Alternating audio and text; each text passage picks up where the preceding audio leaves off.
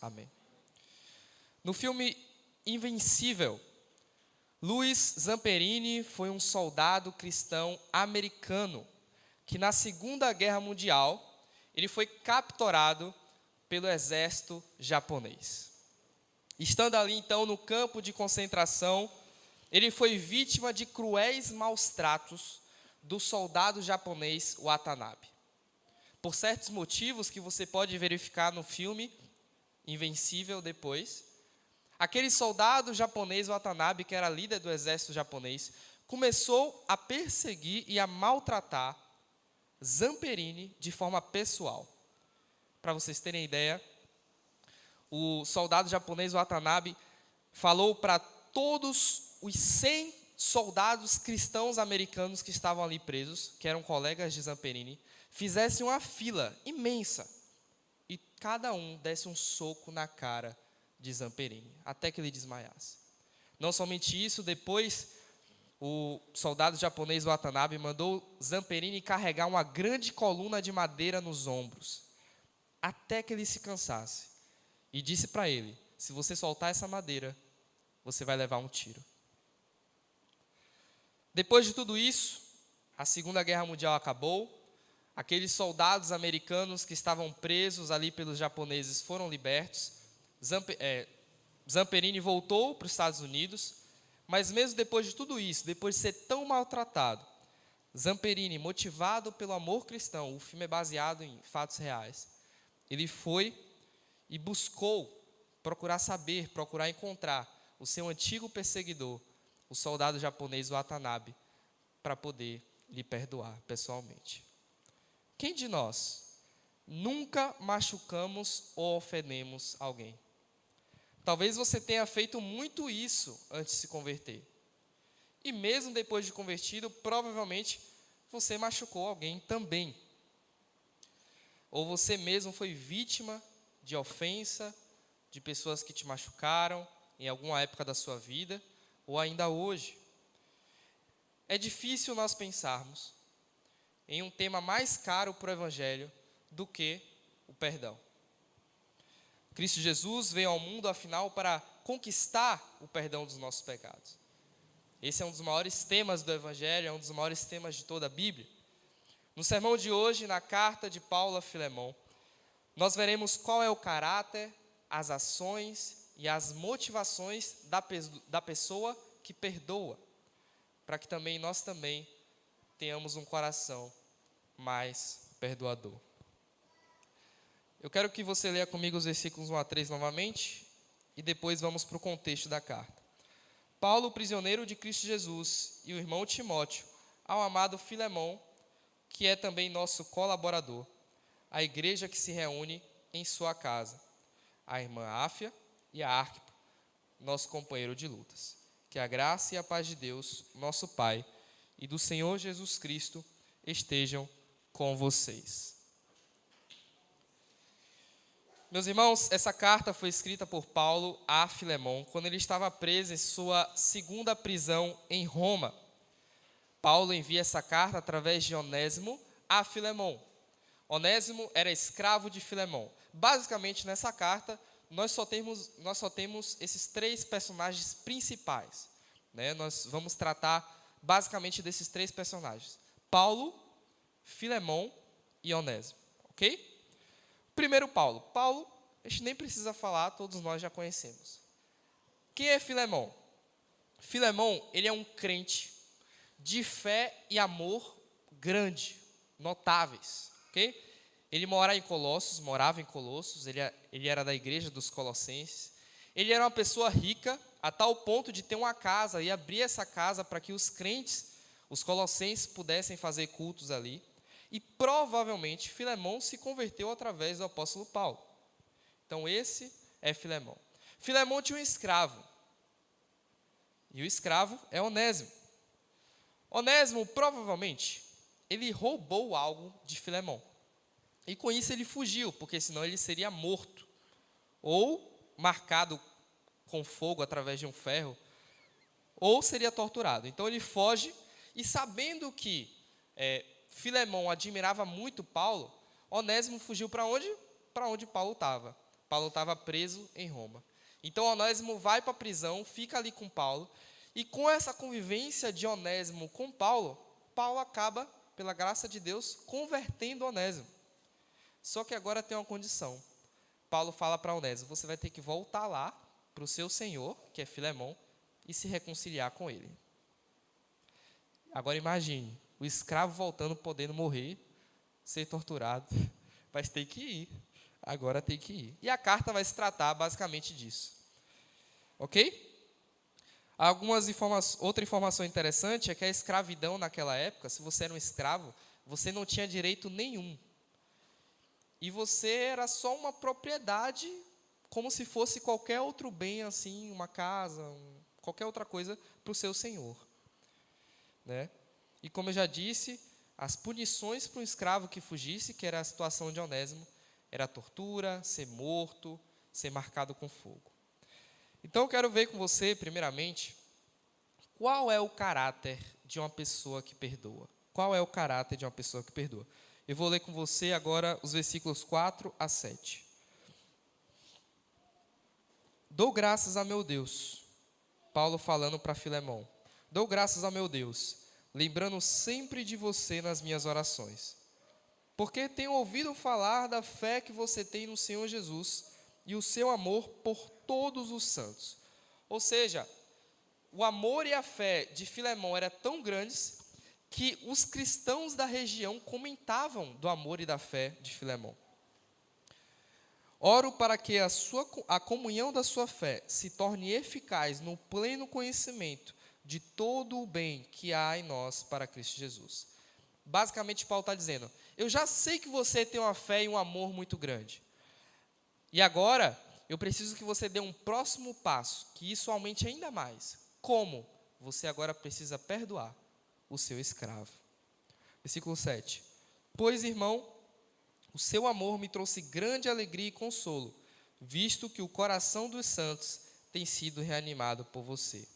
Era tão grande o amor, tão grande a fé de Filemão, e as atitudes que ele tinha, abria a casa para fazer culto e fazer o bem à sociedade, que os crentes ao redor da região se sentiam animados pela fé de Filemão. Será que as pessoas, quando ouvem falar do seu testemunho, da sua fé, elas ficam animadas? Será que as pessoas, os crentes da igreja, quando ouvem o que você faz na obra de Deus, eles se sentem, têm a fé fortalecida e são animados e encorajados a também servir ao Senhor? Aqui nós percebemos que o caráter de quem perdoa deve ser um caráter cheio de fé e de amor, ou seja, um caráter cheio de virtude de Cristo. Porque um homem que tem um coração cheio de fé e de amor por Cristo, independente do que fizerem para ele vai perdoar. Porque ele entendeu o que Cristo Jesus fez por ele. Ele entendeu o tamanho do perdão que ele recebeu de Cristo Jesus. Ele entendeu a multidão de pecados dele que foram perdoados. Que o jovem que assassinou o filho dela era amigo dele. E ela espera 1 ano, ela era crente, ela espera 1 ano para se encontrar com o assassino do filho dela. E nesse momento, todos os jornalistas não querem perder esse momento, porque provavelmente eu acho que eles achavam que essa mãe ia se desesperar, ia fazer um escândalo, né? Ia bater no assassino do filho dela. Mas essa mãe, que era crente, ela para na frente do assassino do filho dela, olha nos olhos dele e diz: eu não sinto nenhum ódio de você, eu não alimentei nenhum ódio de você. Em nome de Jesus, eu oro todos os dias para que o Senhor te acompanhe, para que o Senhor te guarde, e eu te perdoo no nome do Senhor Jesus Cristo. Meus irmãos, como é possível uma mãe que tem o seu filho, um jovem, assassinado por outro jovem que já tinha matado vários, perdoar e ainda interceder pelo assassino do filho dela, senão o Espírito Santo de Deus no coração dessa mulher?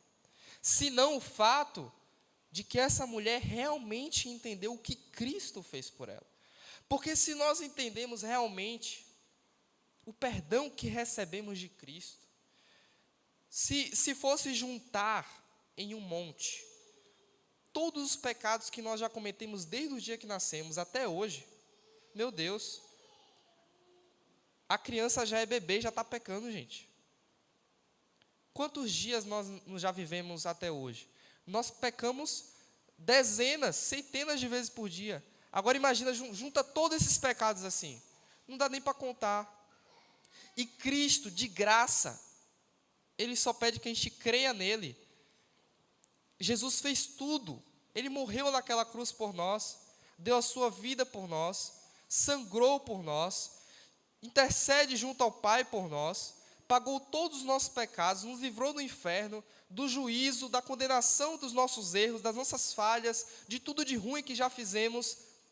Jesus só pede que a gente creia, só isso. E toda a multidão dos nossos pecados são cancelados. São cancelados.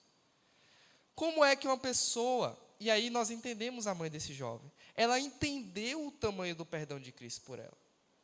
E é assim que nós crentes conseguimos perdoar os nossos ofensores. Muitas vezes é o nosso pai, muitas vezes é a nossa mãe, muitas vezes é o nosso cônjuge, muitas vezes são os nossos filhos, muitas vezes é o chefe, o colega de trabalho, muitas vezes é aquele colega da faculdade, o professor que pega no nosso pé. Mas se nós entendemos o que Cristo fez por nós, tudo o que fizerem conosco nesta terra parece pequeno. Parece pequeno. Agora eu quero ver com você quais são as ações daquela pessoa que perdoa. Quais são as ações? Leia comigo os versículos 10 a 11. Faça um pedido em favor de meu filho Onésimo, que é o escravo, que gerei entre algemas. Ou seja, gerei entre algemas é que ele, pela graça de Deus, converteu o Onésimo preso. Versículo 11. Antes ele era inútil para você, atualmente, porém, é útil para você e para mim. Versículo 11 tem uma coisa interessante, porque o nome Onésimo significa útil. Então, Paulo aqui ele faz um trocadilho. Por isso que Paulo fala de inútil e útil. Então, Onésimo era inútil, mas agora ele é útil. Então, ele faz um trocadilho com o nome do Onésimo. Meus irmãos, a sociedade, ela classifica pessoas como inúteis, dependendo do seu status financeiro, dependendo da sua cor de pele com racismo, dependendo da sua classe social, dependendo da família que você nasce, dependendo de quem você é, dependendo da sua beleza, da sua aparência, dependendo da sua educação. A sociedade vai classificando quem é pior e quem é melhor do que o outro. Mas, independente disso, quando a pessoa aceita o Senhor Jesus como Senhor e Salvador da vida dela, ela ganha dignidade. Dignidade. Onésimo era um desses. Onésimo era escravo. Escravo não tinha direito nenhum. Pelo contrário, era uma vida de dor e sofrimento e de maus tratos. Mas a partir do momento que Onésimo se converteu ao Senhor Jesus Cristo, ele ganhou dignidade. Primeiro, ele se tornou um filho de Deus. Segundo, ele ganhou uma família, a igreja do Senhor. Tanto é que Paulo fala em outro versículo, eu estou enviando, versículo 12, eu estou mandando ele de volta a você. Quero dizer, o meu próprio coração. O meu próprio coração. E outra dignidade que ganha é que o próprio Deus vem habitar na pessoa. Esse é o nosso caso hoje. Talvez essa seja a sua situação. Talvez no seu colégio você seja desprezado. Talvez na sua cidade você seja desprezado. Talvez você fez uma coisa muito feia no seu passado que manchou todo o seu nome. E as pessoas lembram disso. Ou você tem alguma pendência na justiça. Mas não importa se você é a pior pessoa do mundo. Se você aceita o Senhor Jesus Cristo como o Senhor da sua vida, você ganha dignidade. Dignidade. você se torna um filho de Deus. Você se torna uma das pessoas mais honradas deste mundo. Como eu disse, você ganha uma família. Deus faz uma transformação no seu coração. E Deus muda toda a nossa história. Olha comigo os versículos 17 a 19. Portanto, se você me considera companheiro, receba-o como receberia a mim. E se ele causou algum dano a você, ou lhe deve alguma coisa, ponha tudo na minha conta. Eu, Paulo, de próprio punho escrevo isto. Eu pagarei. É claro que não preciso dizer que você me deve a própria vida. Não é lindo esse texto, essa parte? Isso me toca, me toca. Meu Deus, quem está falando aqui é o apóstolo Paulo. E ele está se colocando, ele está dando todos os direitos dele para todos, não é ninguém. Onésimo era um ninguém naquela época, era um nada. Era pior do que nada, um escravo. E o apóstolo Paulo, motivado pelo evangelho, motivado pelo que Cristo faz por nós, ele dá ele mesmo. Ele fala para Filemão, receba-o como receberia a mim, trate-o, e é como se fosse Cristo falando. Olha só, Filemão receberia Onésimo bem por causa de Paulo. Da mesma forma, Deus nos recebe bem por causa de Cristo. Como eu disse, se fosse nós, pecadores, chegando diante da presença de Deus, nós seríamos fulminados. Seríamos mortos. Não é à toa que no juízo final, aqueles que não creem em Cristo arderão eternamente no inferno, sendo julgados pelos seus pecados. Mas, por causa de Jesus Cristo, hoje e no dia do trono de Deus, quando Deus olha para nós, Ele vê Jesus. Tudo o que é de Jesus é nosso. Todos os méritos de Jesus é nosso. Todos os direitos de Jesus é nosso. Toda a conquista de Jesus é nossa. Todo o amor que Deus sente por Jesus, Ele sente por nós. Quando Deus olha para nós, Ele vê Cristo. É por isso que é tão fácil para Deus nos perdoar. É por isso que quando a gente ora e entra na presença de Deus, Ele nos recebe de braços abertos e ouve todas as nossas orações, porque é como se Cristo estivesse orando. Olha que privilégio ser filho de Deus. Olha que privilégio. Tudo que é de Cristo é teu, meu irmão. Tudo que é de Cristo é teu, minha irmã. Você é uma das pessoas mais privilegiadas desse mundo. Você pode não ter casa, pode não ter carro, pode não ter dinheiro, pode não ter nome, pode não ter milhões de seguidores no Instagram, mas tudo que é de Cristo é teu. Basta você agora conhecer mais a Cristo, conhecer mais a multidão incontável de privilégios que Cristo tem, que é seu agora. Outra coisa é que nós, como Onésimos, ofendemos a Deus e devemos a Ele. Mas porque Cristo é o Filho de Deus perfeito e morreu em nosso lugar, todos os nossos pecados são colocados na conta de Cristo. Agora, pelos méritos de Cristo, quando cremos em Jesus, toda a nossa dívida com Deus é quitada. Jesus paga tudo e temos paz com Deus. Assim foi o que Paulo fez. E com certeza, quando Paulo ele fala isso aqui para Filemão, Paulo tem consciência do que Cristo fez por ele. Com certeza Paulo pensou assim, se Jesus colocou todos os meus pecados na conta dele, Filemão, coloca todos os pecados de Onésimo. Coloca tudo que Onésimo te deve do que ele te roubou na minha conta. Será que você tem feito isso na sua vida?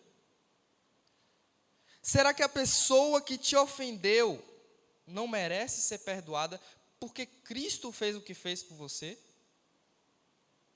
Se Cristo Jesus colocou tua multidão de pecados na conta dele e pagou pelos pecados, sendo Deus, se fez homem, e morreu na cruz por você, será que você não devia perdoar o mísero pecado e a ofensa do teu irmão ou do teu próximo contra ti? Que você nunca se esqueça desse sermão, que você nunca se esqueça dessa mensagem na sua vida, que você sempre volte a ela, para que a ofensa que te ofenderam pareça pequena agora. Porque sempre será pequena comparada a Cristo por nós. Dito isso, vamos ver agora a motivação da pessoa que perdoa. A motivação. Leia comigo os versículos 8 a 9. Pois bem, ainda que eu sinta plena liberdade em Cristo para ordenar a você o que convém ser feito, eu prefiro, no entanto, pedir em nome do amor, sendo que sou Paulo o velho e agora também prisioneiro de Cristo Jesus.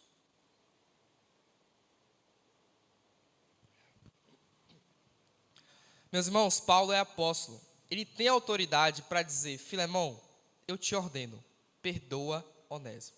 Ele tem autoridade para fazer isso, ele é apóstolo. Mas Paulo não quer que Filemão, sabe quando a criança, tá tendo um culto aqui e o pai está sentado do lado da criança, do filho. E aí o pai, o dirigente manda todo mundo da igreja levantar. E aí o pai levanta e o filho fica sentado na cadeira, no banco. E o pai fala: levanta, filho. E o filho: não quero levantar. Aí o pai fala: eu te ordeno que levante. Aí o filho levanta assim, ó. Ele levantou com o corpo, mas não levantou com o coração. E só o que importa para Deus, em todas as coisas, é o nosso coração.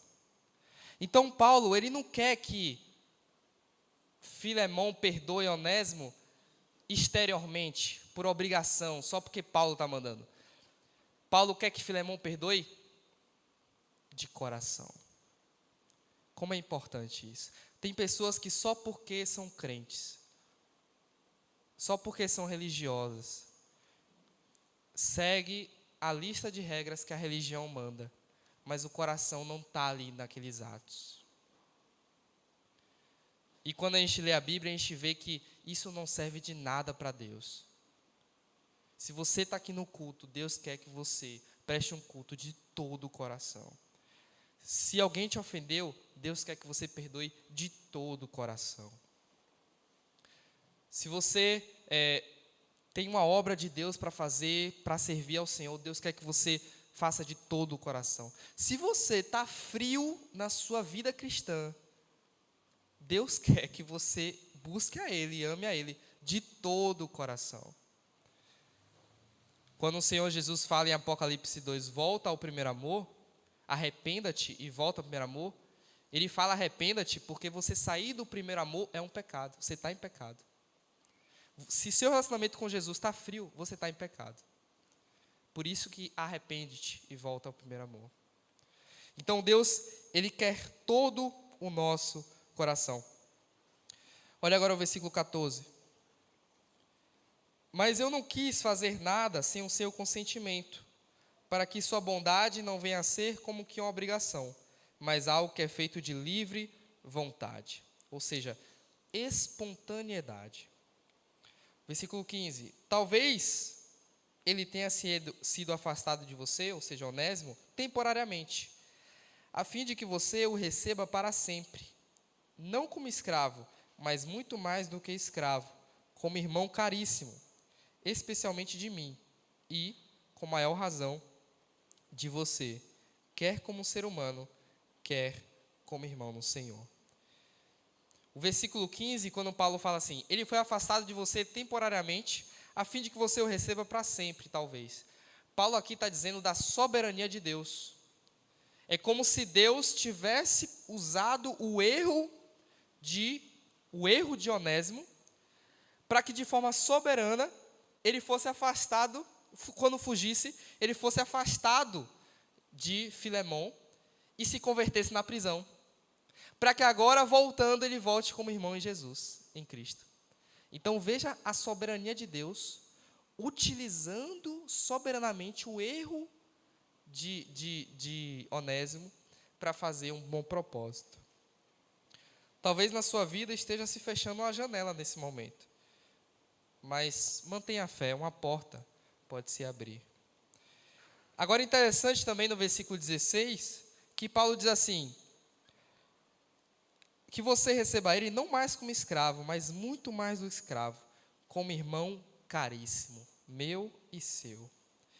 Meus irmãos, olha que lindo. Tem pessoas que falam assim: a Bíblia, ela fala de escravidão, né? Não fala nada lá para deixar de ser escravo, de libertar o escravo, nem nada. Meus irmãos, isso é uma falta de conhecimento bíblico. Olha o que o texto está dizendo. O texto está dizendo que quando uma pessoa se converte ao Senhor Jesus, o escravo agora é irmão caríssimo do seu Senhor. Certamente, pelo contexto da época, não dá para romper com tudo. Mas, na motivação do coração, a gente vê nesse texto que o Evangelho faz com que as barreiras sociais, as categorias de seres humanos sejam quebradas. Em Cristo, todo mundo é igual. Olha que dignidade Onésimo recebeu. E a igreja é este lugar também, né? Infelizmente, isso acontece nas igrejas. Se chega uma prostituta aí, é inevitável. Vai ter gente que vai olhar de olho torto, vai ter gente que vai rejeitar. Mas, meus irmãos, quem somos nós comparados à prostituta? Acaso somos melhores que elas? Acaso nós somos melhores que Hitler? Não somos melhores que Hitler. Porque a Bíblia diz que nosso coração é totalmente corrupto e depravado. Se não fosse a graça de Deus, nós seríamos piores que Hitler. E quando você sonda o seu coração, você sabe disso. Se você tiver o Espírito Santo dentro de você, você sabe que você é mau. Terrivelmente mau. Mas graças a Deus por Jesus Cristo na nossa vida. A palavra de Deus em Colossenses 3, 10 a 11 vai dizer assim, que nós nos revestimos do novo homem, que se refaz para o pleno conhecimento, segundo a imagem daquele que o criou, no qual não pode haver nem grego, nem judeu, nem circuncisão, nem incircuncisão, nem bárbaro, nem cita, nem escravo, nem livre, porém Cristo é tudo em todos, em Cristo todo mundo é igual. Colossenses 4:1, Senhores, tratai os vossos escravos com justiça e com igualdade, certos de que também vós tendes Senhor no céu. O Evangelho é maravilhoso. O Evangelho é maravilhoso. No versículo 16, nós também vemos que, percebemos também que o coração cheio do amor de Cristo faz a gente receber as pessoas como irmão, como querido no Senhor, cobrindo, nos dando graça para perdoar quem nos ofendeu. Agora leia comigo os versículos 23 a 25. 23 a 25. Que diz assim: Epáfras, prisioneiro comigo em Cristo Jesus, Marcos, Aristarco, Demas e Lucas, meus colaboradores, mandam saudações a você. A graça do Senhor Jesus Cristo esteja com o espírito de todos vocês. Meus irmãos, segundo a história da igreja, sabe o que aconteceu depois? É provável que Onésimo, ele foi libertado por Filemão, ou seja, Filemão perdoou Onésimo depois disso, e Onésimo, pela história da igreja, provavelmente se tornou bispo em Éfeso. Olha só, quem era escravo se tornou bispo.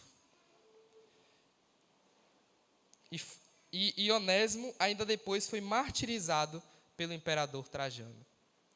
Certamente porque, imagine,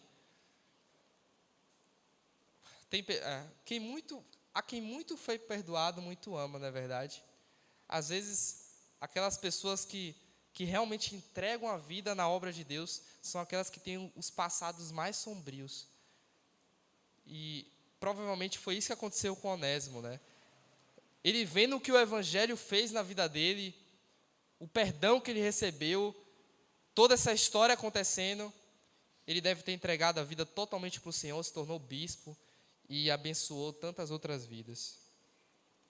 Por fim, Charles Spurgeon diz: a menos que você perdoe, preste atenção, a menos que você perdoe o seu próximo, você estará lendo a sua própria sentença de morte ao orar o Pai Nosso. A menos que você perdoe o seu próximo, você está lendo sua própria sentença de morte ao orar o Pai Nosso. Porque Mateus 6, 14 e 15 diz que Deus só perdoará nossos pecados se nós perdoarmos os nossos irmãos. Você quer ir para o céu? Não quer ir para o inferno? Perdoa teu próximo, meu querido. É pesado. Pesado. O padrão do Evangelho é extremamente alto. Ele exige que perdoemos assim como Deus nos perdoou. Colossenses 3,13, assim como o Senhor vos perdoou, assim também perdoai vós. Para finalizar, vocês lembram da ilustração que eu dei no início? De como o soldado japonês Watanabe torturou, maltratou, de forma que a gente nem pode contar muito, o soldado americano Zamperini. E depois que a Segunda Guerra Mundial acabou, quando o Zamperini voltou para os Estados Unidos, ele procurou o soldado japonês Watanabe para que pudesse vê-lo pessoalmente e liberar o perdão, porque ele era cristão. Infelizmente, o resultado foi que o soldado japonês Watanabe, mesmo depois de toda a crueldade que ele fez com Zamperini, ele não quis receber Zamperini. Zamperini achou ele. Watanabe não quis receber Zamperini e não quis ver a cara dele e morreu com essa angústia, com essa mágoa, sendo ele o ofensor, extremamente orgulhoso. Mas Filemon, meus irmãos, ao contrário do soldado japonês Watanabe, Filemon, que tinha Onésimo como seu escravo, e seu próprio escravo fez mal a ele, Filemon escolheu perdoar o seu escravo.